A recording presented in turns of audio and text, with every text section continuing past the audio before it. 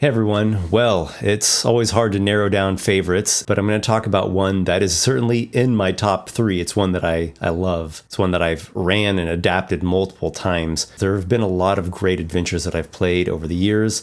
I liked a lot of the adventures in the old Dungeon magazine from 3E, 3.5E. The Seeds of Sehan 3-part adventure arc was really cool. The Tides of Dread, which was like the finale of Paizo's 3E adventures, which really was a whole campaign. That had a lot of fantastic moments in it. Some of the early Wizards of the Coast 4E adventures were quite good, like Sleeper in the Tomb of Dreams, and all the kind of like good Nintir Vale stuff, including Ambershard Manor, which Christopher Perkins ran for Acquisitions Incorporated back in their early days. In terms of 5E stuff, I would probably say that Dungeon of the Mad Mage is my favorite there. It's just a bunch of really well-crafted dungeons. I think that of all the official, 5E published campaigns, like official campaigns, Dungeon of the Mad Mage is the one that really captures the actual classic essence of Dungeons and Dragons the most. So there's these and a whole bunch of other ones that I really like. But if I have to pick just one adventure, I'm going to go with Escape from Meenlock Prison. It comes from Dungeon Magazine, issue 146. Back in 2007, May 2007, so kind of later in the lifespan of 3.5E. It's a first level adventure, and it's actually a horror adventure. However, the players going into it don't know that it's a horror adventure, which I think makes it so much more effective. It has a really interesting and unique adventure hook where the characters get paid to go out to an isolated private prison that's also a vineyard, like they make wine there as well. The prisoners make the wine. It's a private prison. There's a lot of like political prisoners there and really unique, strange NPCs that are imprisoned there.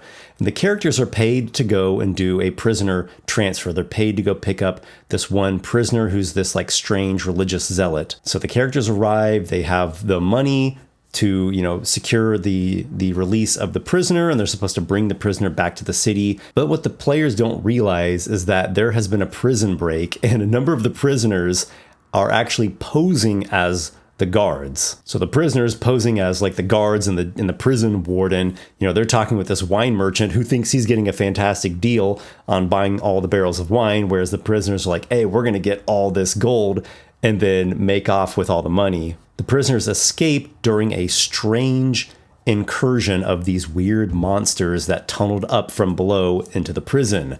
What are the weird monsters? Meanlocks. Now, back in those days, I'd never heard of the Meanlock, and of course, this got me curious, and I went and looked into them. The Meanlock has since been remade in D&D a couple times throughout more current editions. I don't really like the way they've been handled. They turned them into Fae. They're aberrations, and in this adventure, they're definitely like horror aberrations. They're mind-affecting creatures. They're not there to eat you. They're there to make you go insane, to destroy your mind. They do like wisdom damage, and ultimately they want to drag you away and transform you into more Meanlocks. They're really creepy monsters. They reminded me of monsters that I saw in a nightmare of mine when I was a kid. So it like really got under my skin in a fantastic way. And the players get fooled. It's such a slick bluff, and they're like sent down in this hoist in like this, old kind of like medieval style lift, where it's like a crank lift. So they're in this cage thing going down, and that's where things really transition. And if you pull it off right as a DM, it is a beautiful moment as you go from, and you can even use music to enhance this effect. You go from kind of a, interesting but sort of standard fantasy adventure to, something is wrong here. And now we are getting, sent down and locked down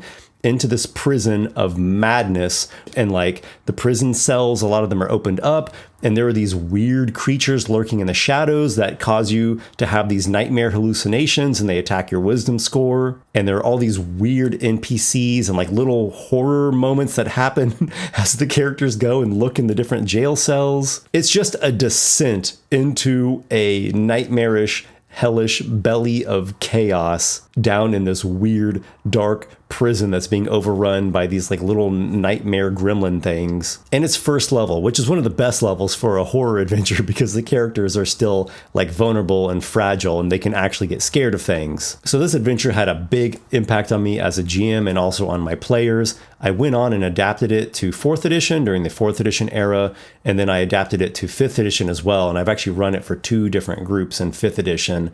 And I've been able to adapt it pretty well, I think. It's been effective every time I've run it. And if I have to think of the adventure that has just had such an impact on me and I've run it multiple times and felt inspired to adapt it multiple times, gotta go with Escape from Meenlock Prison. And so I give a bardic bow of gratitude and respect to the authors of this adventure, Tim and Eileen Connors. You all did a fantastic job with this one, and it's an adventure that has stuck with me for many, many years. All right, guys, wishing you the best. May your adventures be many.